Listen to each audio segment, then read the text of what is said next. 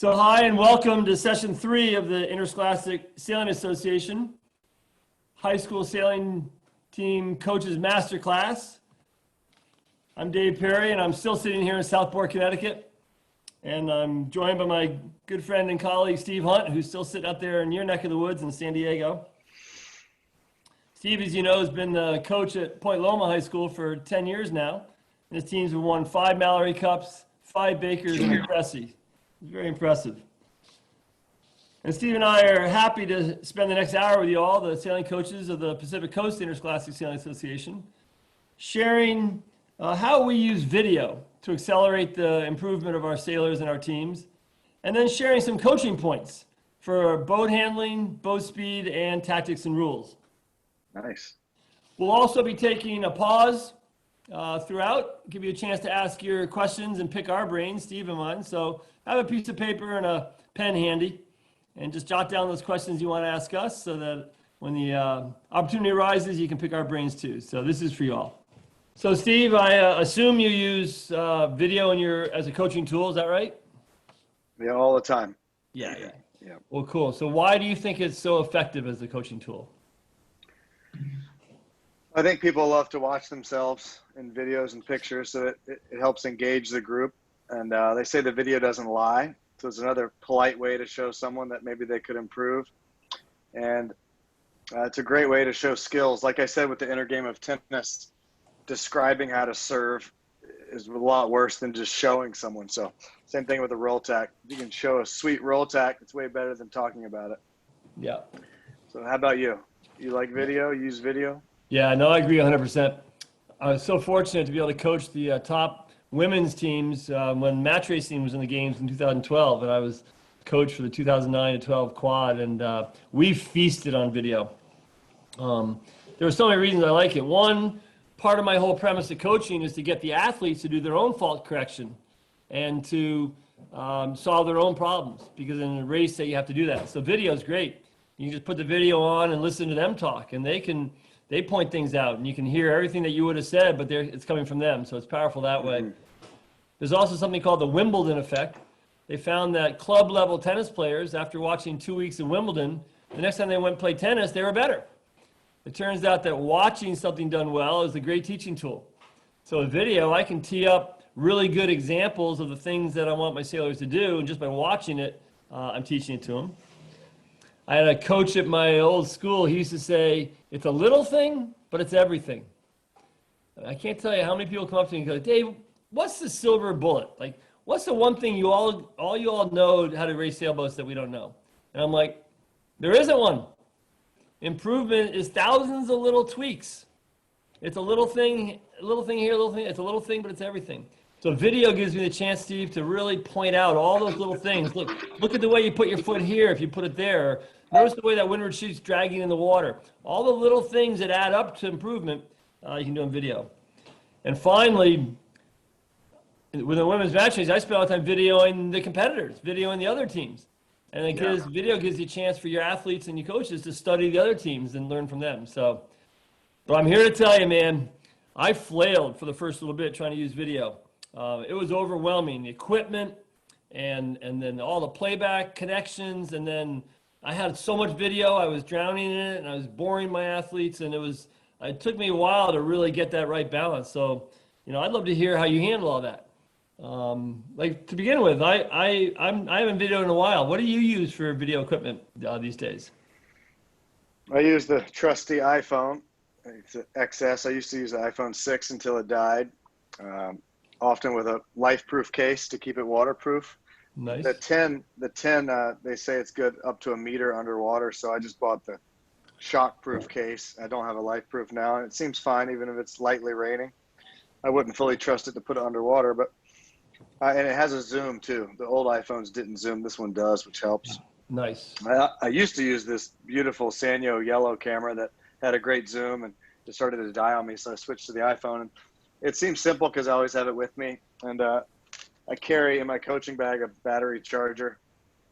Nice. In case when you do video, it starts to drain the battery. So I try to show up to practice with a full battery, and then I have this as a backup.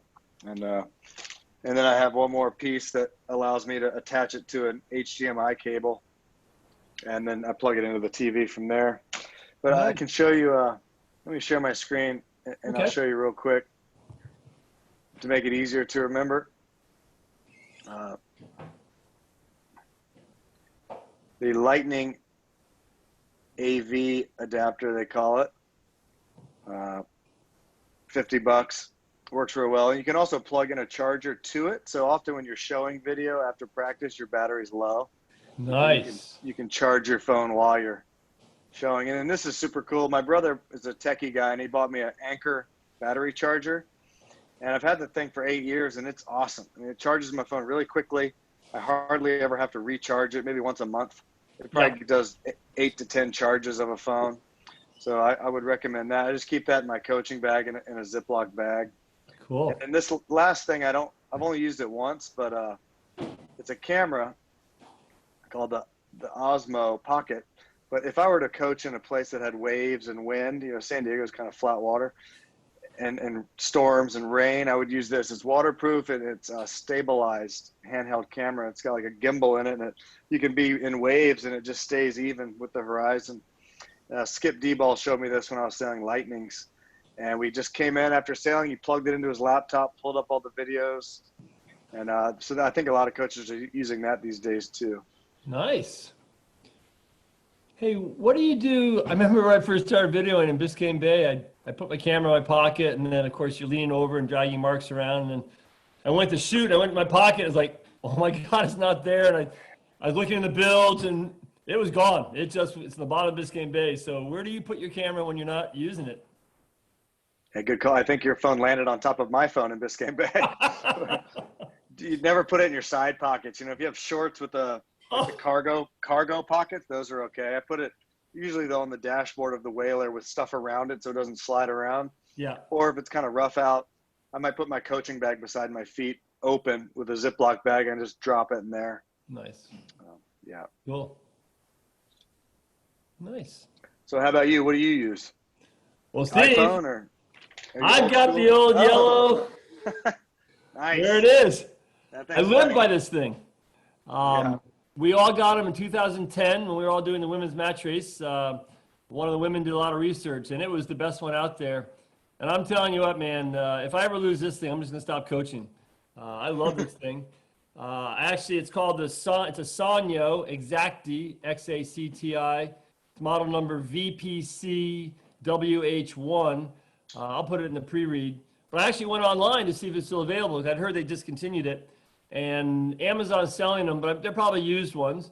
But for about $120, mine's still charging along. I don't want to jinx it, but I love it. And I love the way it fits in my hand. It's got a nice size to it. But it's also got enough size that I can really stabilize my hand and so it's not going up and down. I love the zoom feature right up top here. It's got a pretty powerful zoom. I try not to use it too much, but there it is if you need it. It's got these little battery packs, so I just charge 3 of them. And I have a little bag I carry with me, and I always have a spare there. You put these little SD cards in. I got a 16 gigabyte. It's plenty. And I always have extras with me there. So I like it for that. My favorite feature is this flip open screen because, when you're filming, it's so tempting to watch what you're filming.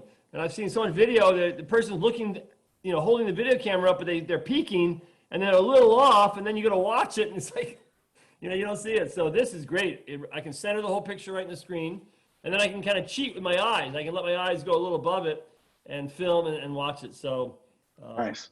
I think it's, I'm loving this, and boy, I hope it doesn't stop working. What about drones? You ever use drones for filming?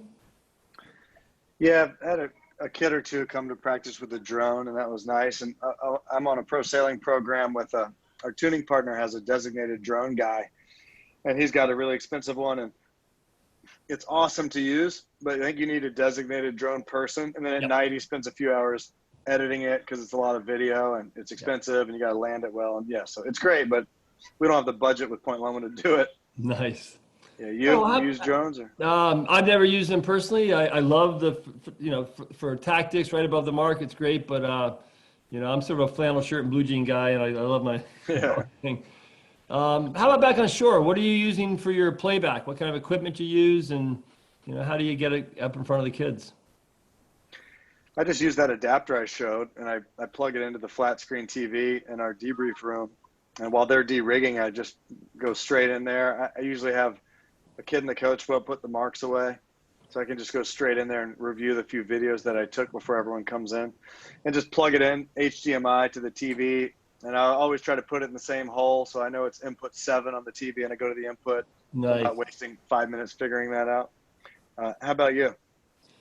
Same idea. I use whatever's there. It's usually going to be a flat screen monitor, or it's going to be a projection unit to a screen. The cool thing about the camera here, you just have the little RCA red, yellow, white, and you can go straight into the projection unit, or you can go straight into the monitor. So that's pretty easy right there. Or I can just take my card out and put it in my laptop, and then I can connect my laptop to either the projection unit or the big screen TV with the typical VGA, but of course there's no sound. Or, everyone's got HDMI, TVs and projection units there. So I can go from my computer into that. My preference is the projection unit and big screen, because first of all, I love seeing it big on the big screen.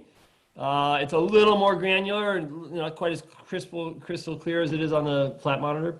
But the reason I like the screen is then I can use my laser monitor, and I love this thing. And it's my then I can point out exactly, look where you're putting your foot, or where's that jib sheet. So I really love the laser pointer on the big screen like that.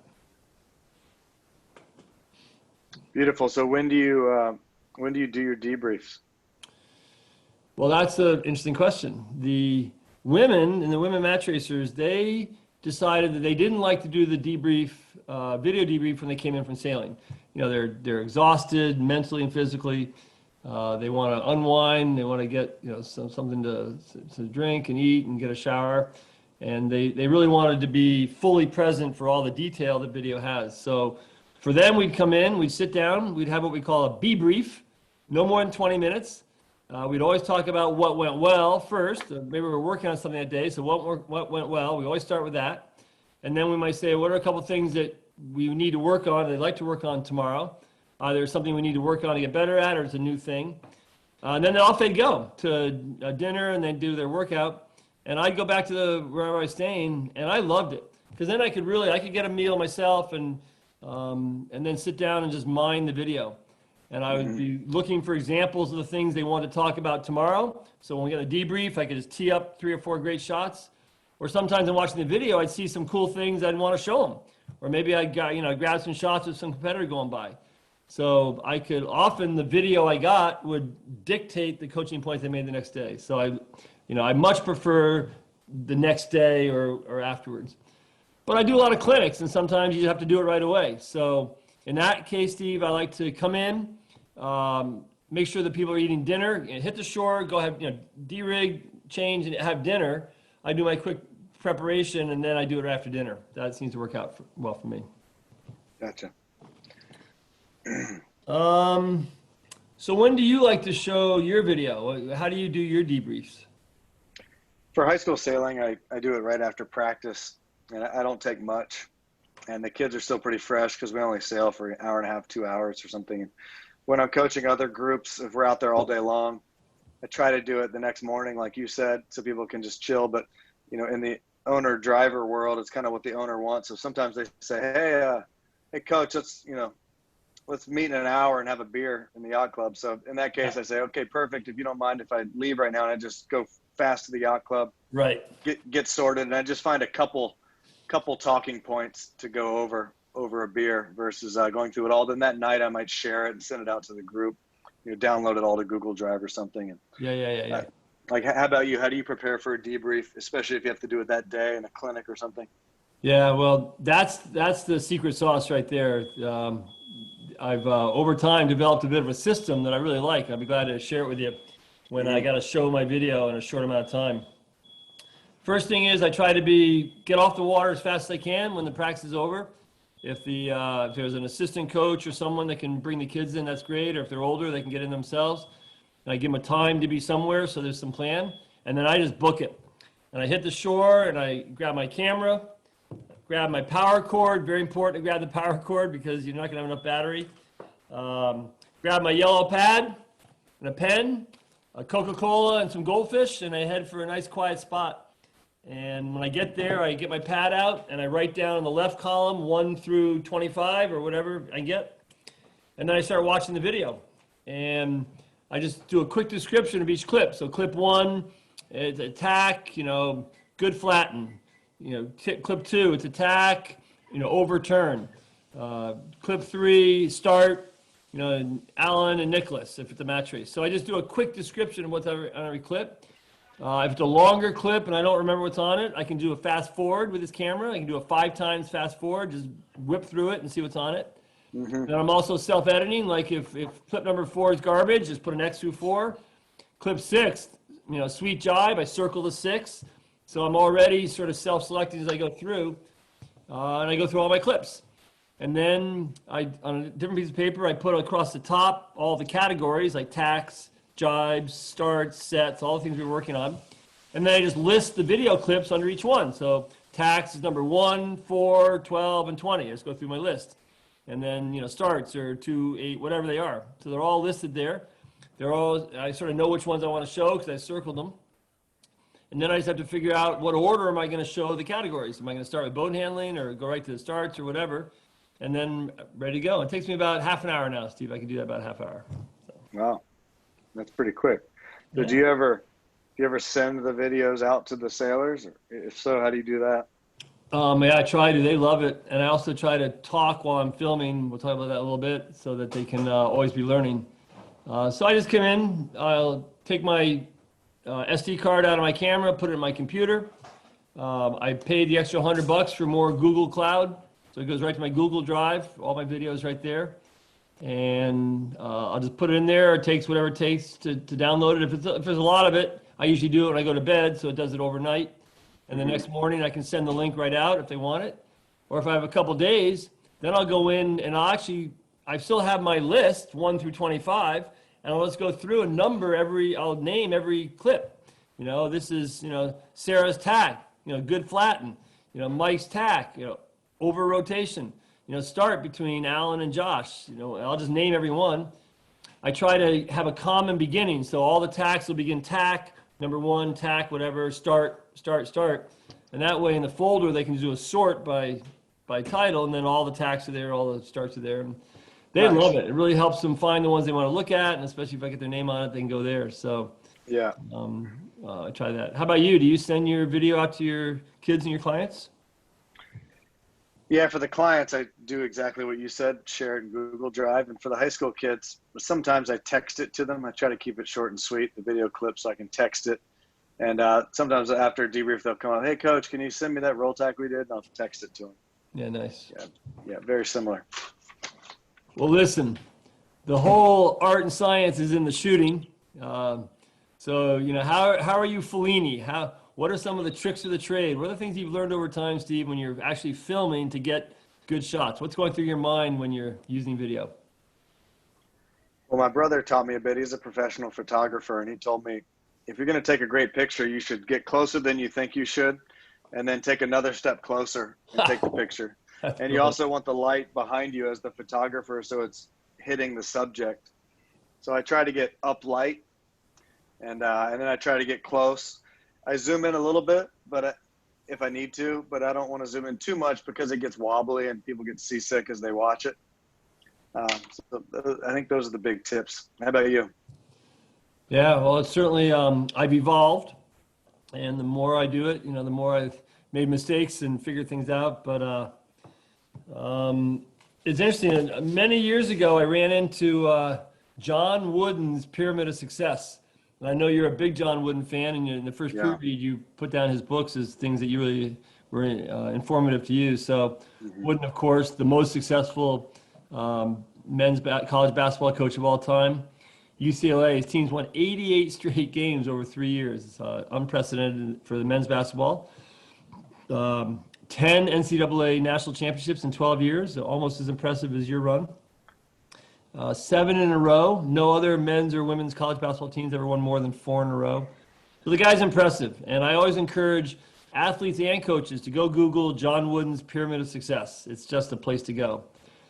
So I developed my own Pyramid of Success for sailing, a very simplified 3-tier pyramid, but it organizes my brain. It organizes my planning as an athlete, my debriefing as an athlete, my debriefing as a coach. It's just the way I think. And at the base of the pyramid is boat handling. It all begins and ends with boat handling.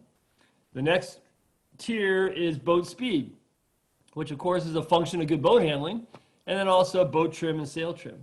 And then very much at the top, and the smallest little piece, is tactics, rules and tactics. But that's my pyramid. So when I'm filming, Steve, I'm always asking myself, what's the purpose of this shot that I'm filming right now? Am I filming for boat handling? Am I filming for boat speed? Or am I filming for tactics? Now, I try never to film anything that nobody wants to talk about, so I try not to have much sky and much water. I hate it when the boat's halfway in the picture and there's an inch of sky and an inch of water. But let's say I'm filming for boat handling. So now I zoom right in, and I want to see what color the laces of the sneakers are. And I want to see exactly where they're putting that left hand. You know, I'm right in tight so I can see the people moving back and forth, the changing of the hands and all that. So maybe half the mast down. Or I'm filming for boat speed. So now I got to back up a little bit. So I get the profile of the main and the jib. And now I got to put a little sky above the mast, just a little. There's nothing more frustrating than to cut off the top foot of the mainsail and you're trying to see the twist. It's like, Yeah, you're I trying hate to that. see it. Yeah. So if it's boat speed, now I back up a little bit, minimal sky. Now if it's tactics, I back up a little bit more. So now I can get the other boat or boats in the frame, whatever I'm trying to show with that. So I'm always conscious of that. The sun is a big one, just like you say. I'm a big. I mess that one up all the time. Great shot, off they go, and it's right into the sun. And it's just like Darth Vader on the screen. You can't see it. Yeah. Can't see a thing. A friend of mine watched my video one time, and the camera's going up and down.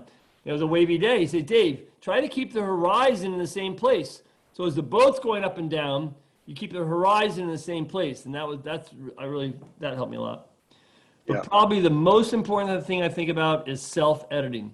That was the biggest evolution in my filming. You know, I never shoot more than about 15 to 30 seconds. That's it. And I try to figure out, what am I shooting in this clip? I'm shooting boat handling. So they're coming to attack. So I watch them come into the tack. I watch them do the tack, press, sail for a couple seconds, stop. Now they do another tack. I film that. As opposed to filming 5 tacks in one thing. It makes it impossible for the debrief. They're coming in the winter mark. It's a close match race. I want to film the spinnaker set, but there's going to be a jibing duel right out of the mark. Film the set. As soon as the spinnaker's up, stop, start. And now I get the next thing. So I felt that the self-editing it was absolutely game-changing for me, and really short clips and lots of them is much better. And then the final thing, Steve, is I learned when you're filming, you can't be editorializing the race. You got to watch what you say. Yeah, exactly. I'm filming the women's match racers. I'm filming the race. And I'm like, why are you tacking? What are you thinking? That's not going to work as I'm filming. And then, of course, it works. So I'm like, oh, now I can't show that, or I got to turn the audio off, but I can't share it with them. So Right. then I learned I don't need to say anything. No editorializing, but I do talk fairly continually about coaching points. So I am doing a running stream, you know, watching attack, a nice little heel coming in, good use of the tiller. You know, Mike, great roll. Hey, next time, try not to come up past vertical. You know, I'll just say what I'm seeing, so when they watch it later, then it'll help them. So. Gotcha. Nice. Are you driving your own boat while you're doing it, or do you have someone drive it for you? Oh, that's a big one. So everywhere I go, people say, Dave, I'll drive for you. No, I got it. Dave, I'll shoot for you. No, I got it. I have to drive and I have to shoot. Because first of all, I know just where I want to be. Just like you said, the FJ, I want to anticipate that shot. So I know where I want to be. So that's important. And then I know exactly what shot I want. So that's important. Plus, if I shoot it, I know what's in the can. Like, I know what's in there. So for all those reasons, I'm a one-person show. How about you? I like to drive the boat myself too. Yeah, I like to put the boat where I want it to be and control it, and just I almost pretend I'm racing. You know, I kind of get in there and get in the right spot without getting in people's way, ideally. Yeah. Yeah, I agree. Well, nice. Well, listen, you and I have been yapping away about our equipment, how we handle the equipment on the water, what we do on shore for our debrief, how we prepare the debriefs, how we shoot. So let's breathe out and give the coaches a chance to pick our brain There's a good chit chat in the chat room. That's great. But I welcome you just to show your camera, turn your camera on, come off mute, and ask Steve and I anything about what we've talked about. The equipment we use, the debrief, our style of debriefing, our style of shooting, any questions you might have. And while you're thinking about it, I'd like to go to Allie. Allie, you had a question in the chat room. Would you mind coming off mute and turn your camera on and ask that as the first question, please? Hi, yeah, I mean it's not like a crucial question, but That's all right. I think you mentioned that you'd like to practice debrief the other day. Do you think that like was that the preference of the athletes, or do you think it's not beneficial to debrief after the practice? Because in our setting we have to like come back, de-rig, have a quick, if possible, debrief, and kids go home, and then they come back next week. So like, should it, instead of doing that, maybe should it be on an online setting, or like should we look for alternatives if we can't do it the next day while they're fresh? And it's just a great question. And in your chat, you said you only practice once a week. So I have a couple thoughts, and Steve might. Allie, you can stay with your camera showing and stay off mute. We can have a nice chat. So first of all, I like the idea of sharing it.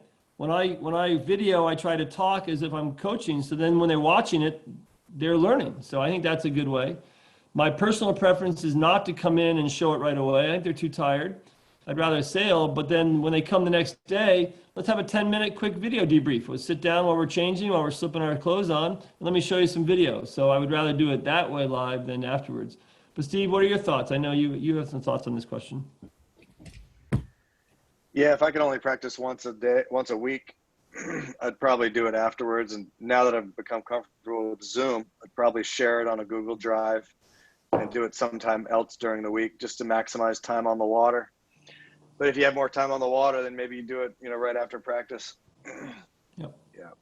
All right. Other questions? Steve and I pick our brains on anything we just talked about. Equipment, debriefing, style. If you just turn your camera on like Nikki is and come off mute, that's textbook, Nikki. Go ahead. What do you got?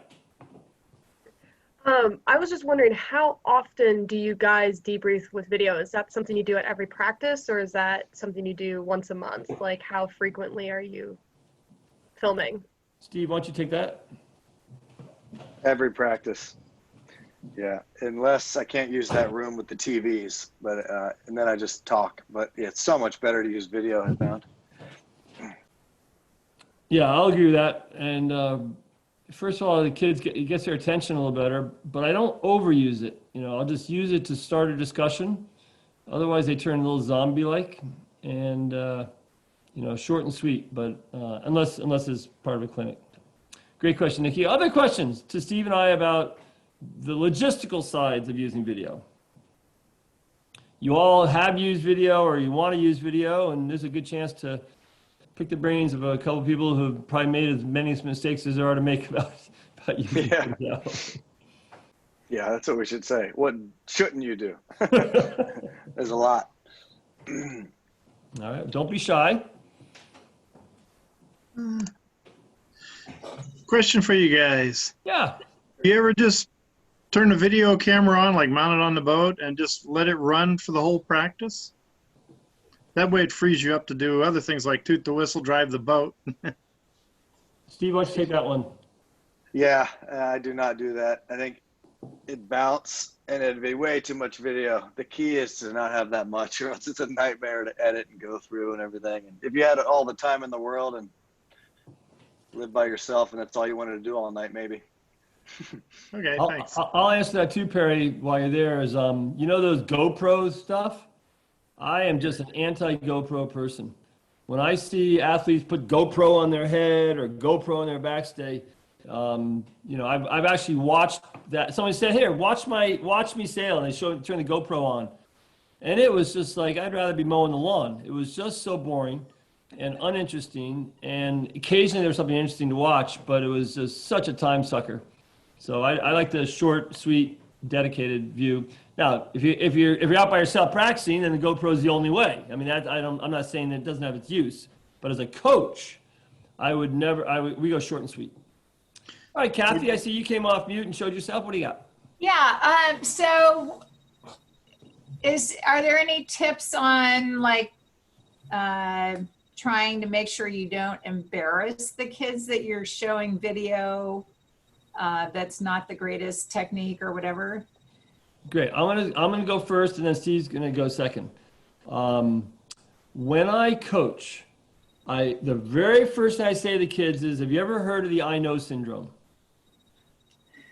The I know syndrome. How many? I say, how many of you play sports when you're younger? I'd ask the same with you, and you all raise your hands. Well, how did you like it when your mother or father tried to give you a few coaching points? After the thing, you'd be like, "I know." So I said, I'm coaching you. I'm just going to hold up a mirror, and I'm going to give you feedback. I love you all dearly. I'm not, you're all great, but we have to establish that part of my job is to point things out that you can do better. So I try and establish that as a starting place philosophically, so that anything we say or do isn't about the person, it's about the performer. Then when we're watching video, then I say there's two ways to watch a video debrief. There's this way. Oh my God, I hope he didn't get, he's got me. Or there's this way, eyes wide open. Please show me. I want to see what I'm doing. So I think a lot of it's you have to have the right attitude and create that. I try to show a variety of things, but Steve has another take on it, which is also good. So Steve, why don't you take yours, and then we'll push on from here. Yeah, Dave asked me to find some good and bad video. And so I had to actually go through 800 clips to find a bad tack. And it made me realize my kids have plenty of bad tacks, but I don't video them. I just video the good stuff. And I can think of a few times over the last few years where I showed something that wasn't quite perfect, but if it's really bad, I definitely don't show it. And then if it's kind of bad and I want to mention it, I try to think like, what would Benjamin Franklin say? And he wouldn't really comment too hard on it. He'd say, I wonder if next time maybe you should have led that boat back to the start. Just thinking out loud, rather than like, what the hell are you doing? You should have led that boat back to the start. Hey guys, I had a quick question. I put it in the chat, and I know some of the software is pretty complex and quite expensive, and I know a lot of the sale makers kind of keep that stuff close to heart. But do you guys use any, just kind of basic stuff like, you can find on a Mac? Like I know you can do some things with Preview as an example and draw like reference points and lines, when analyzing, sail shape, mass bend and setup. This is probably a little bit outside of the high school realm, kind of more of like a high performance or like small keelboat realm. But do you guys do any of that? I use the Preview and annotate, I think it is, to get like a line, and you can put it from the forestay attachment point to the tack fitting on like bow, from bow to stern Etchell shots, and you put 3 side by side, and you can see difference in forestay sag and things like that. Are you taking a shot like directly from in front of the boat, basically? Yeah, you try to get tack and mast lined up. And if you have a fast camera, you do a couple, boom, and you delete the worst one. And if it's not exact, it doesn't work as well. But if you get really close enough, you can tell difference in forestay sag. Okay. Easier on an Etchells where they have a lot of forestay sag, but Good. Well, that's a nice segue to our next section. But please keep asking your questions in the chat room. They'll get answered. But Steve, let's morph into.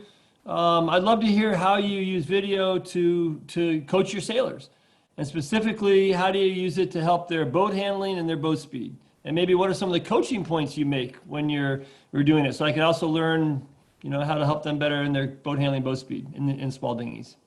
Perfect. Well, I have some videos I queued up, but when I saw Nick's question, I just pulled this one up real quick. This is not using tools, Nick, but I just took 3 shots of someone's main, and this works without lines. You can see here they're more closed, here they're perfect, really, and here they're really open. So Yeah. that's one way you can do it. Copy and paste it into Pages or a Word doc or whatever, make it into a PDF. And if you wanted to throw some lines on there, you could. And Preview works well. This is a slalom drill that I mentioned we do when it's windy, just a plane back and forth. And I found this clip because it's a good example of how I do it. So just listen. Let's listen and watch. It's short and sweet, and I hit a few points that I really care about. So what is it on the plane, guys? Weight back, loose jib, board halfway up and cleated, if I recall.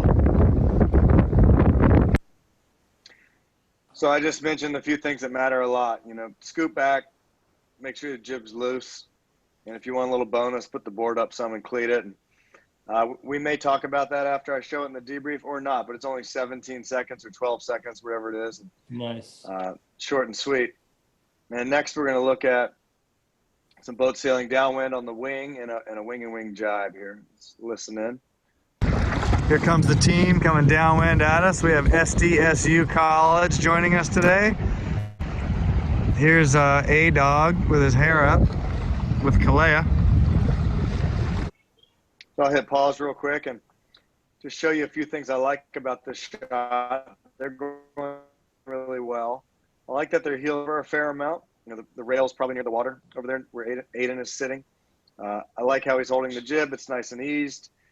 I really like, this is a high level tip, but I really like how the crew has the slack jib sheet, the lazy jib sheet, maximum loose, so it's not pulling the jib in, but not so loose it's dragging in the water.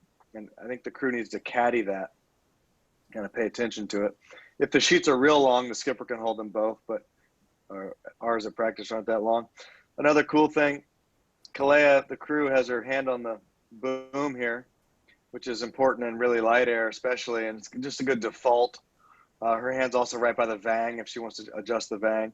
But if the boom, you know, falls in the light air and you push it back out, it backwinds the main, it's really slow. I also noticed the helm, you know, the rudder.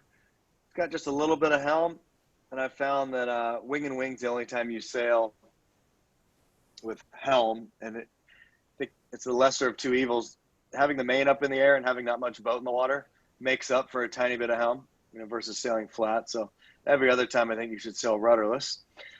So now let's watch, you know, as if you had no rudder, flat boat.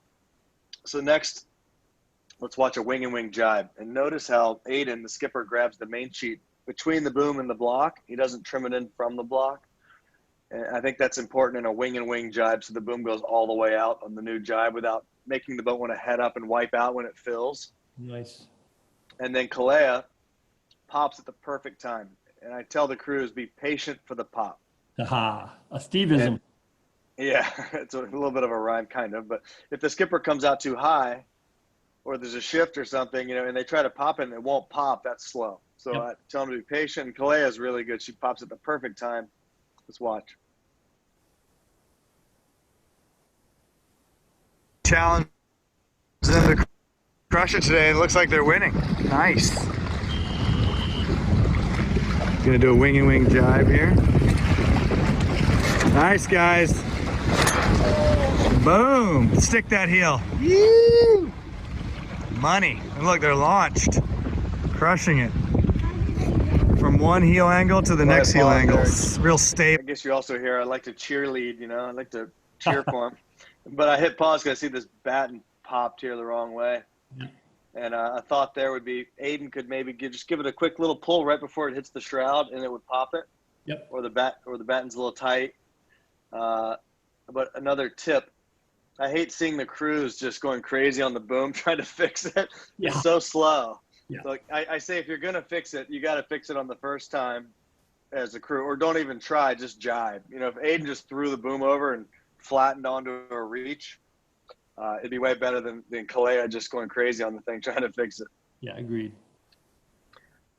Okay, now we're going to watch a roll tack. My assistant coach driving here, and Katie, who won B Division last year at Mallory, she's really good. But a couple things I like here is you'll see the skipper scoot back going into the tack. First, he heads up slowly, which I like. He scoots back, which means his weight's forward, front foot in front of the traveler bar in a 420 in light medium air. And then Katie rolls at the perfect time, and they both flatten together, and their sails come in together. All things I love in a roll tack.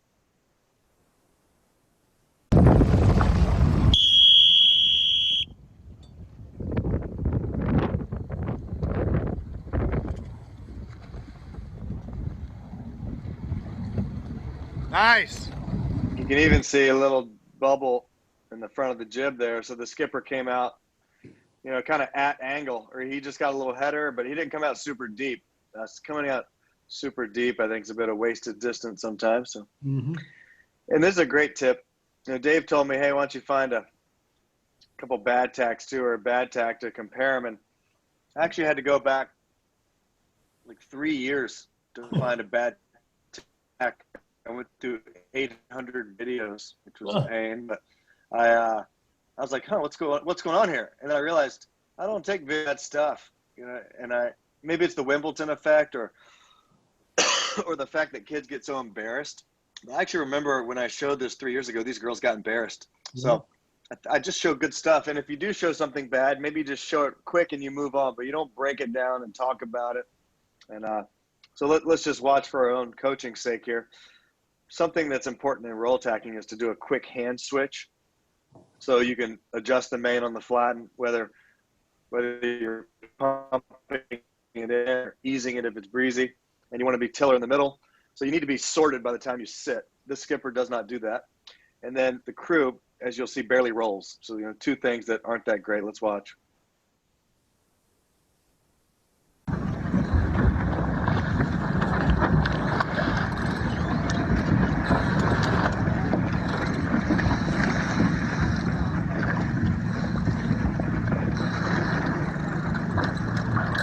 Not that great. Okay, let's move on to a different topic. Still shots for boat speed. I do this more with 420s because the jib has the windward sheet ability with a necessity in certain breezes. And the FJ, it's kind of, holes 1, 2, or 3 showing behind. But on a 420, they have these outboard leads that are too far aft and outboard.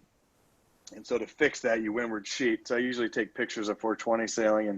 And one thing I'd like to point out here is just the jib. And so when you take a picture of a sail, a jib, you take it from clue to tack. You try to line up the clue and the tack.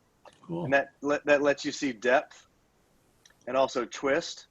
Depth is the left to right, the camber, the shape, and twist is how the back of the leech looks. And in theory, it slowly opens as it goes up. With this one does a bit.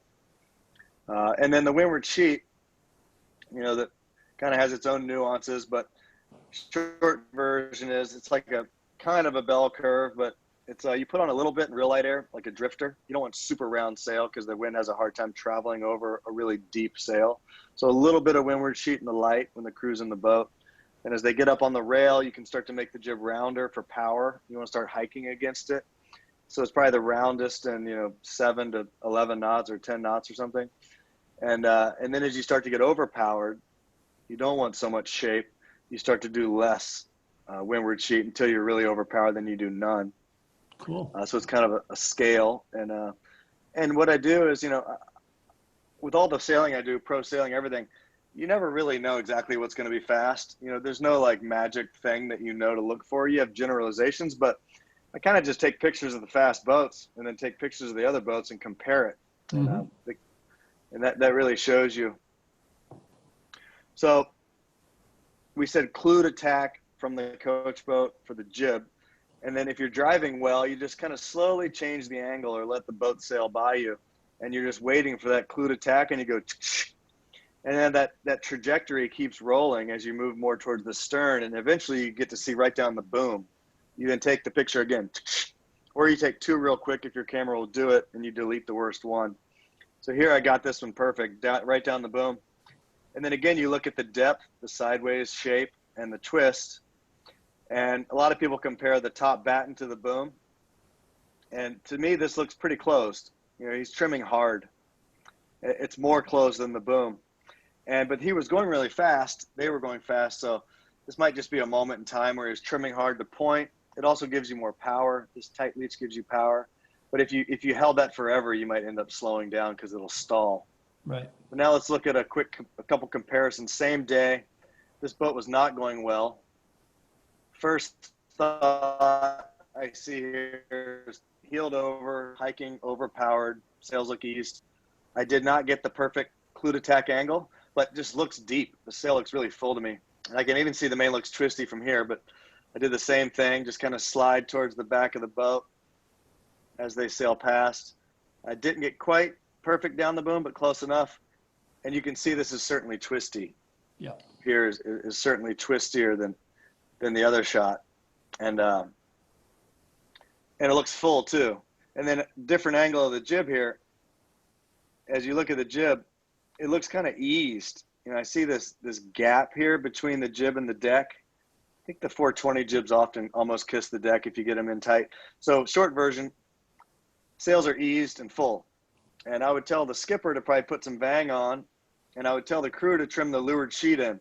And that would probably flatten the jib. They might have to ease the windward sheet a hair. So it's all about the relationship of the two sheets, more or less on one or the other. Trim this in, let the skipper head up. That would flatten the boat out. Let's just look at after a rabbit start. Looking at this boat, you know, you can tell they're sagging into the boat to leeward. They're going to get pinched off. And they just look different. If you look 2 boats down, like this boat looks sweet. They're dead flat. They're poked out. Sail looks tight. You know, windward sheet's on. This boat, the windward sheet's on. And when you go over to our boat in question, it just looks different. I think the windward sheet's less. The jib looks kind of open to me.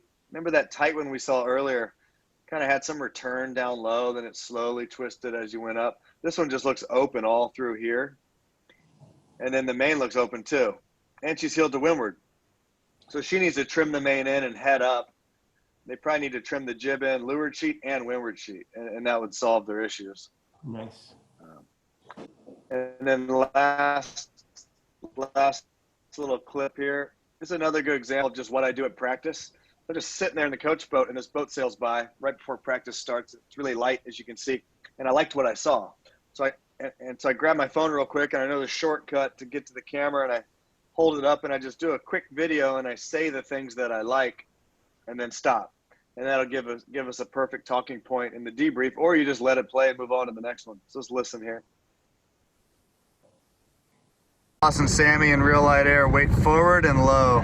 That's leaving the sterns out of the water. That's nice. And then I may point out one more thing in the debrief. You know, this the telltales here are streaming, and in light air, there's nothing worse than pinching, right? You just park, you never get going again. So, in addition to my little video, I might say, hey, and also look, Alice here, the skipper's perfect angle to the wind. Both telltales are streaming, not pinching.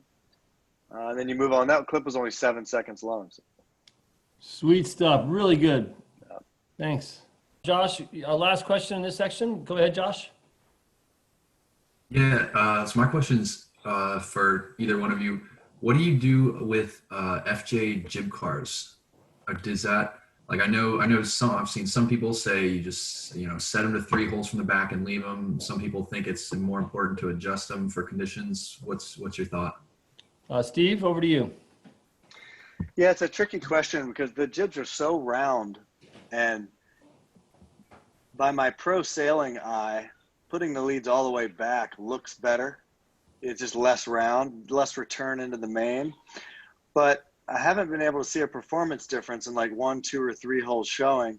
And some people, you know, say 3 holes in the lighter winds, 2 holes in medium, 1 hole in breeze, or whatever. But to be honest, I haven't really seen much difference, so I have no strong opinion. Just not 4, 5, or 6 holes because they're already so damn round. I prefer 1 or 2 holes if I'm sailing the boat. Nice. All right, let's go forward, and we can always come back to that.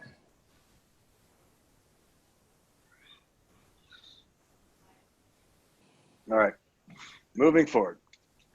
So Dave, I showed a little boat speed action. Would you mind showing how you do video and maybe do something other than boat speed, like tactics or something?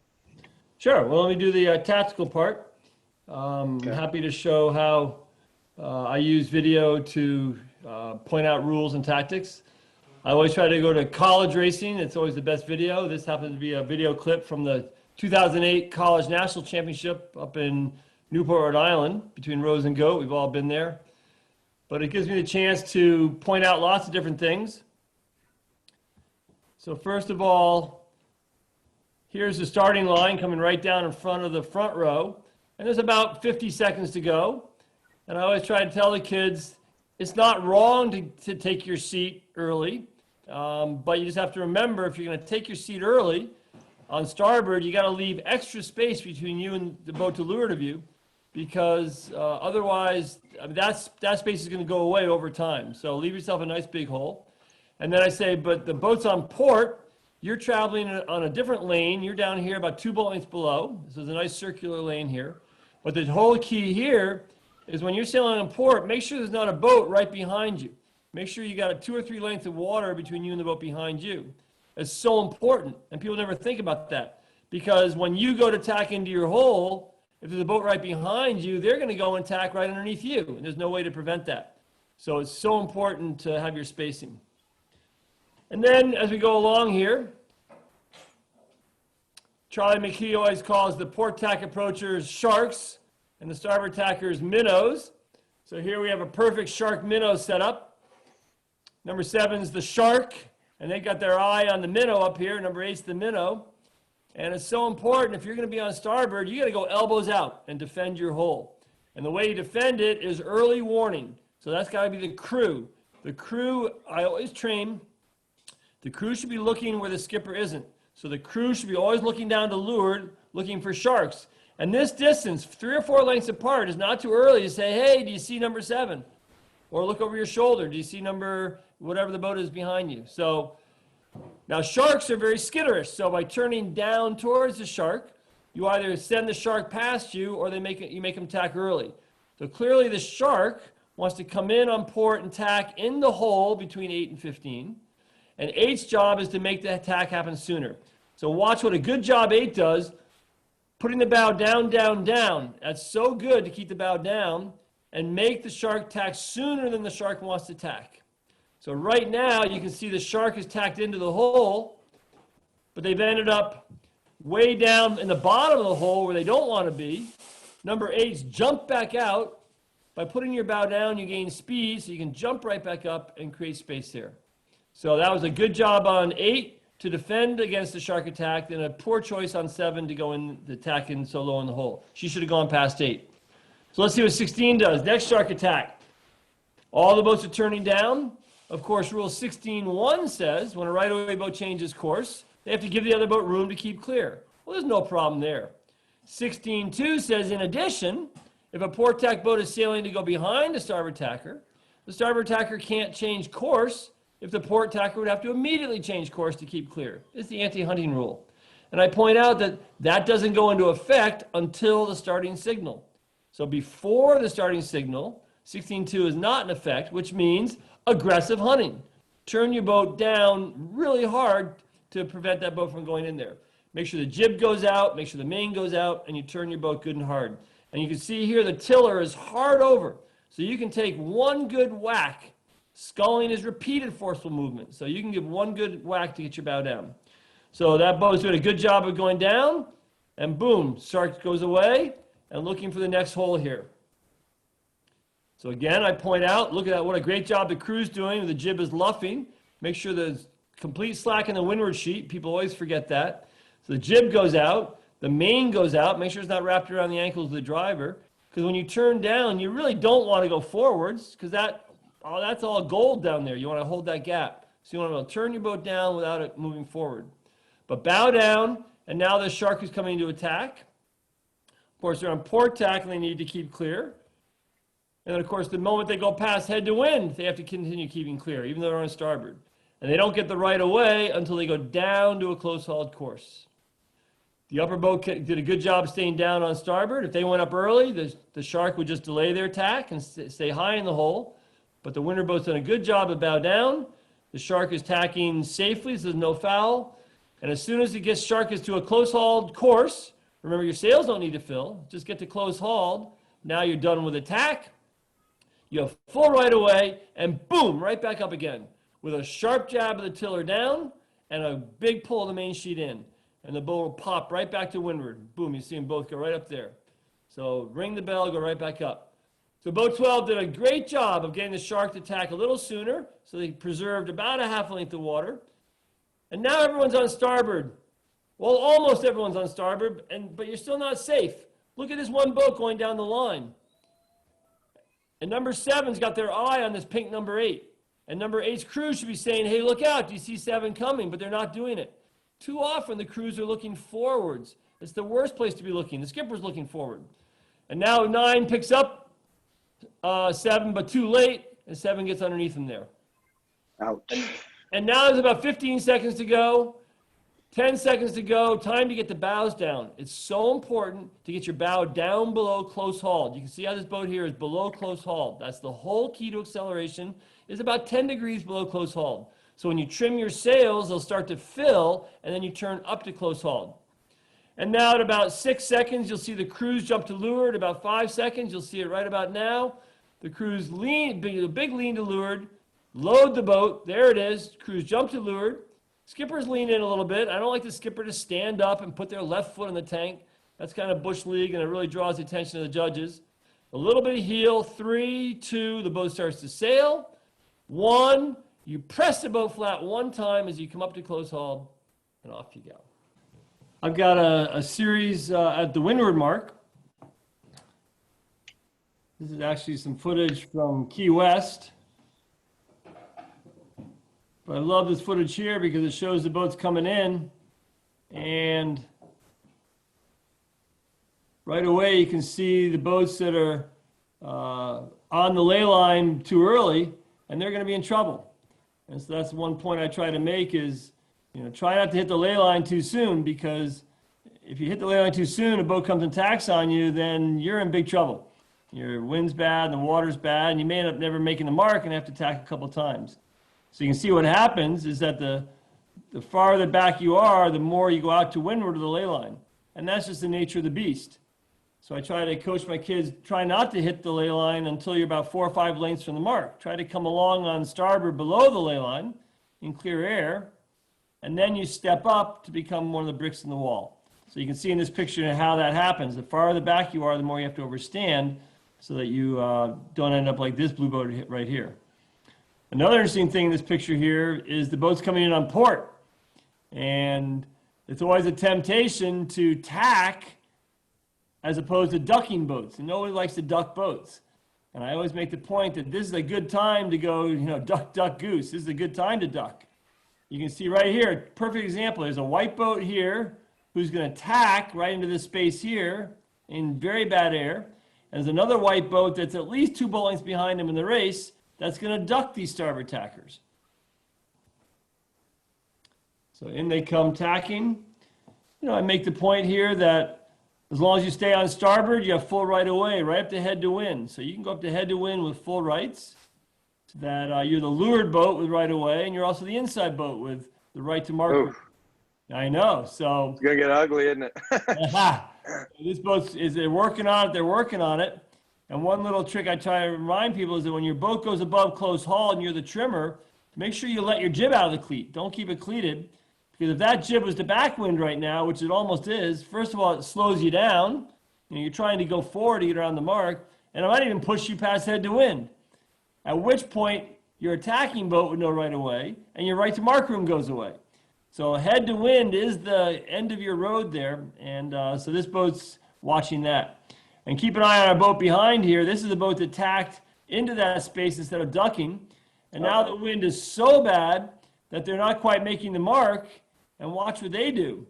They just try. They're living in a fantasy world here. And they're trying to make it. But, of course, now they go past head to wind. The moment you go past head to wind, you have to keep clear as a tacking boat, and you've lost your right to mark room. So this boat really has 2 bad choices. One, stay on port, and they can open an acupuncture clinic as all the boats run into them. Or go back onto starboard and completely miss the mark is what they're going to do here. So that just shows why it's so important to duck, because the boat that was behind them is now rounding the mark. The white boat at the mark right now, right there, this white boat here with the boot stripe is the boat that was 2 lengths behind that boat that just isn't making the mark. So listen. Try not to get to the ley line too soon, come along underneath, but then when you do step up, then your last tack on the starboard, you better be overstanding the mark. And overstanding is not the worst in the world. Look how fast the boat's going to windward, even a dinghy. You're going fast, you're to windward for the spinnaker set, and it's all good. Now we're going to see 2 boats coming into the mark on port tack.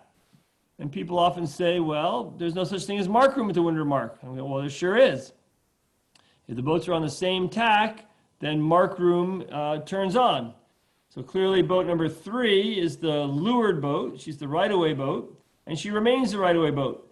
Often I hear people say that when you get in the zone, the inside boat becomes the right-of-way boat, but that's not correct. The right-of-way boat's the right-of-way boat. She's the lure boat. She's the right-of-way boat. But once they get in the zone, once they're within 3 lengths of the mark, which they're clearly getting into in this picture, then the outside boat needs to give the inside boat room under Rule 18. Rule 18 says the inside boat gets mark room. And the question is, does that mark room include room to tack? And the answer is, if the inside boat is overlapped to windward of the outside boat, then mark room includes room to tack. It includes room for her to put her stern down and tack. So in this situation, the boats are overlapped. The inside boat's overlapped to windward, and you'll see the outside boat right now bear away to give the inside boat's stern room to tack, and off they go. Nice. So mark room is room to tack when the boats are overlapping the inside boat. Now you're going to contrast that with the next group you're going to see. Now you're going to see boats coming into the zone on port tack, but they're not going to be overlapped. So right here, we have 3 boats, but the first boat is clear ahead and off they go. But let's focus on boat 3 and boat 4 here. Well, first of all, if you imagine the zone, as soon as boat 4's bow goes in the zone, Rule 18 turns on and says, hey, are the boats overlapped? Well, when you draw the line across the transom here, clearly the boats are not overlapped. So boat 4 is not only clear ahead, she's the right-of-way boat under Rule 12, she's also entitled to mark room because she's clear ahead of the zone. So you might think, well, that's all good for her. Well, let's find out. Her problem is she can't tack here without fouling number 3. In other words, when she passes head to wind, boat 4 passes head to wind, she's a tacking boat. And if boat 3 has to avoid her while she's tacking, then boat 4 would be wrong. And you might say, well, hang on, she's entitled to mark room. Well, it turns out as soon as she passes head to wind, her right to mark room ceases to apply. So once again, head to wind's a big moment at a windward mark. So let's recap. Boat 4 is a right-of-way boat, clear ahead. Boat 4 was clear at the zone, entitled to mark room. But because she's not overlapped to windward of boat 3, mark room does not include room to tack. So if she cannot tack without fouling, she needs to wait. And you'll see that happen right here. She's effectively being pinned by 3, a boat that not only has to keep clear, but has to give mark room. Now, what's interesting here is once boat 4 went past head to wind, she turned off Rule 18.2b, the rule that was giving her mark room. And now the boats are overlapped again, but it's a whole new situation. And there's another piece of Rule 18, 18.2a, which says, when boats are overlapped, the outside boat shall give the inside boat mark room. And that's what applies here. But mark room does not include room to jibe either. So boat 3 came in tight and went out wide. Boat 4 came in wide, went out tight. And if boat 3 wanted to jibe right here, she would not have the right to do it under mark room. Mark room is just room enough to get down onto the course needed to sail the next leg. So as soon as she bore away downwind, she's done with mark room. And boat 4 now picks up the control again. She's into leeward. If boat 3 were to jibe, she'd be on port. And now boat 4 is a controlling boat. What's interesting here is we want to learn the rules to learn tactics. So you might say, well, then what should that boat, the yellow boat, have done? What should the yellow boat have done right in this position? What could she have done to round the mark ahead? Well, I'll show you.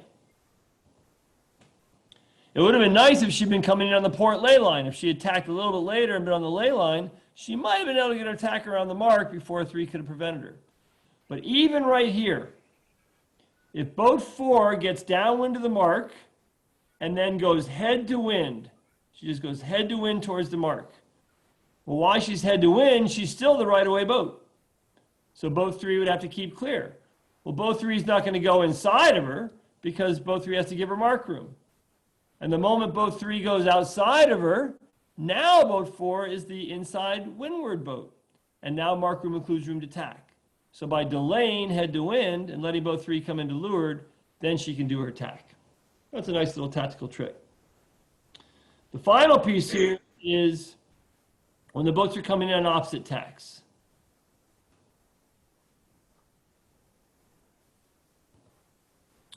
So the boats are coming in on opposite tacks, then Rule 18 does not apply. And it's a very important tactical principle here. You're going to see it in a second after these boats go around.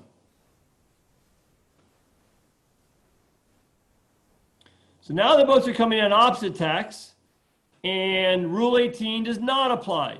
In other words, an inside boat is not entitled to room when they're on port tack. So you can see boat 14 here. She's on the inside of the mark, but who cares? It's a port starboard, and she needs to go behind the starboard tacker. But watch, there's another starboard tacker behind, the yellow boat. And 14 does a tactically smart thing. Instead of tacking in front of the yellow boat, which would put her at risk of breaking Rule 18.3, because if the yellow boat ever had to make an alteration of course above close haul to avoid her, then 14 would have fouled. 14 crosses and tacks to windward of the yellow boat. That's the right way to handle it. When you come in on port and you can cross, then you should cross, give the boat behind you the lane, and you won't foul. If you can't cross, then you duck. So those are some of the points I'd be making with my video. Excellent. I learned that's really good stuff there.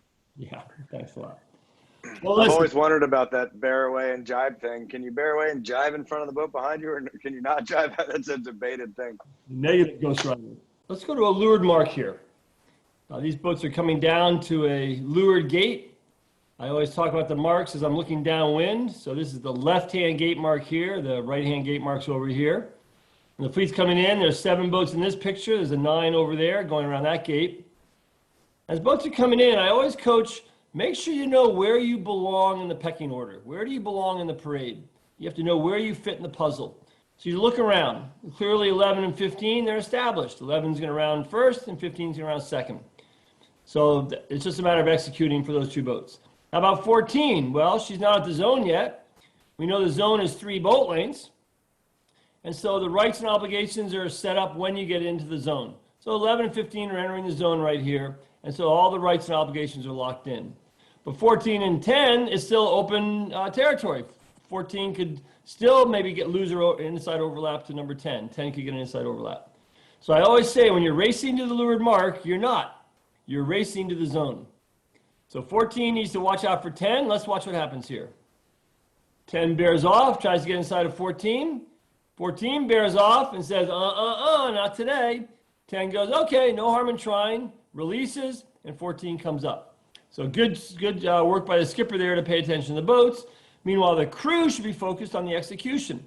And I always say when you enter the zone, your centerboard should be down. Your jib sheet should be through the leeward fair lead. The main sheet should be coming through the ratchet. If you have a spinnaker up, it should be coming down when you hit the zone. So make sure the crew's focused on the execution and the skipper's playing the game. Now the boats come into the zone, and how wide can they go? Well, let's say number 11 has luffing rights. Let's say she did not come from astern on 15. So Rule 17 does not apply. So 11 could luff. And there is a rule about sailing no farther from your proper course around a leeward mark. But that only applies at a single leeward mark. It does not apply to gate mark. So because it's a gate mark, if 11 had luffing rights, she could luff 15 here. But why is she going to do that? She's racing all the other boats at the other gate mark. So she's going to sail her proper course, her fastest course. And in this case, she's going to want to swing wide and come out on the highest possible lane. That's an acceptable proper course. And of course, the boat behind are going to want to do that so they can be in the clearest possible air. So they're going to all swing wide and cut close. So in they come. There's the jibe. That's very important to watch the spacing right here. I always coach no more than about 3 feet apart. You want to stay out of that bad water right off the rudder here. And of course, as the boat turns the corner and heads up, it's going to slow down. So you don't want to be right behind them because if they slow down and if they hit a wave especially, you're going to be forced to leeward them. So I think that spacing is good. And look how expert the trim of the jib is here. Good crews are always conscious of their jib trim. Never too tight, never too loose. You want to trim the jib perfectly through the turn. So nice job on trimming there and nice spacing. So 14's on the inside, 10's next, and 9. Well, why does 9 have her main pulled in the middle? Well, because she's an expert sailor. College sailors are the best boat handlers, and they understand the rules completely. They respect the game. They play the games very well. It's like playing against a computer. What 9 wanted to do is get into the zone, clear ahead of 8. So then 8 would have to round behind her. But once she's in the zone, she needs to slow down and unlock her bow from the leeward of 10. She needs to stay behind 10. You always want to be behind boats you're giving room to. So 9 slowing down here so she can round behind 10 and right next to the buoy. I always train as the boat comes close haul, the crew should be able to reach out and pat the buoy on the head. This crew could pat the buoy right on the head. That's textbook. And in practice, you should do that. It's great feedback for the skipper to make sure they're close enough. Of course, don't do it in a race. So we can see one behind the other. Here's 14 coming in. Expert spacing here. Look at that. 3 feet apart, 3 feet apart. Everyone playing by the rules. And I always say a good fleet of boats, they come in like chopped meat and they go out like a string of sausages. You'll see it right here. There they all are, lined up like a string of sausages going out. That's textbook sailing right there. And even the back of the packers here, one behind the other, and the same feeding frenzy is going on the other mark, and you'll see one boat make a mistake. See if you can find it. One boat. And there it is, that yellow boat. She overran number 18, got her bow stuck on the outside, and 17 sneaking on the inside. So those are some of the points I'd make, Steve, with the video. I invite all the coaches to stay on mute, please, but show your cameras. Show your faces as we wind down. Steve, other than homegrown video, where else do you go to get video to show your athletes and sailors? Yeah, if I can't find it, I just Google it and usually go to YouTube and search it out, or maybe get it from friends or somebody that might share something with me. Yeah, how about you? What do you do? Yeah, same thing, family and friends. I thank Bill Gladstone of Northview. He's the director of Northview, and he has shared some of the video from Northview that I use in my courses, so I thank him for that.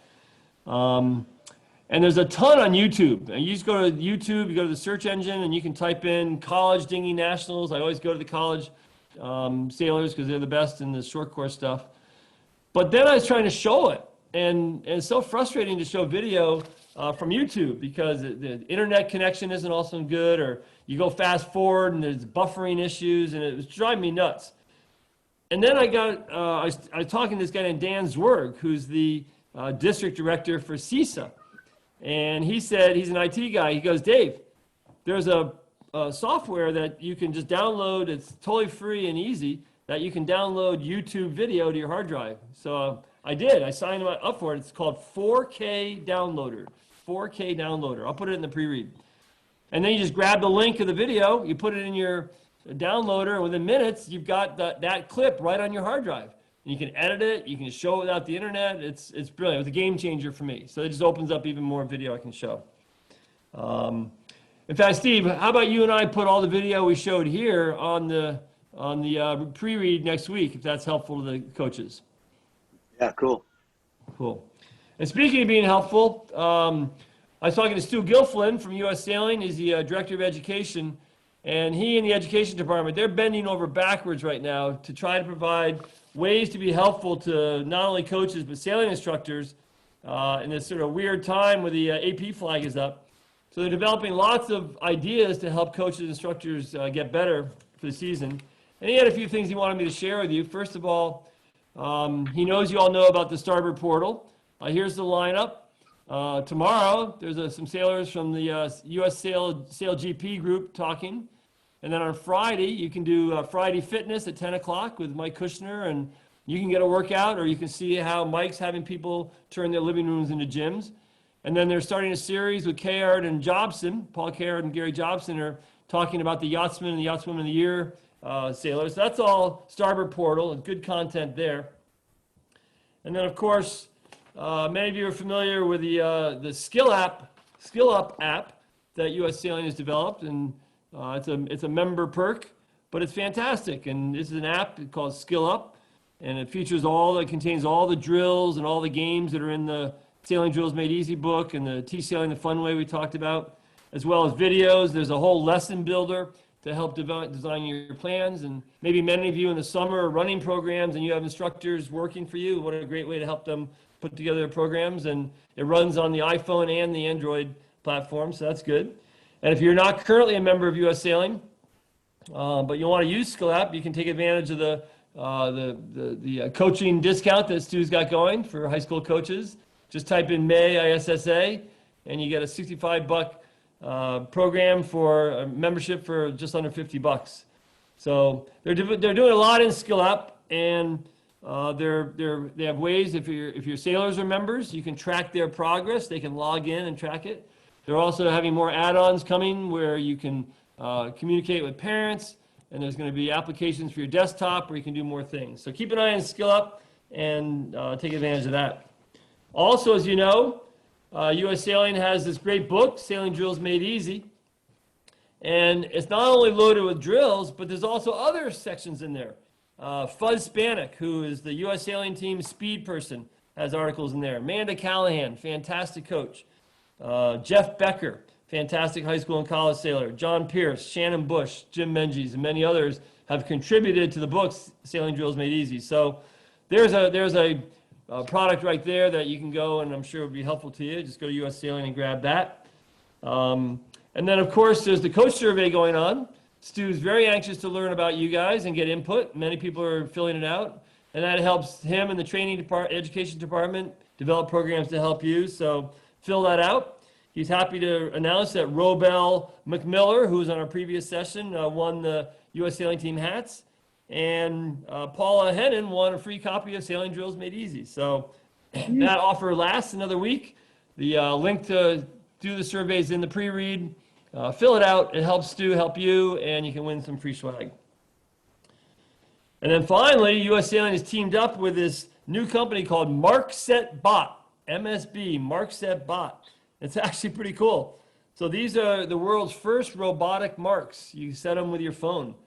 And it allows race committees with limited personnel to set marks. And certainly in this time with social distancing, it's harder to get enough people out there. So U.S. Sailing is pioneering progress with this company here, and if you're an organizational member, you can take advantage of a discount.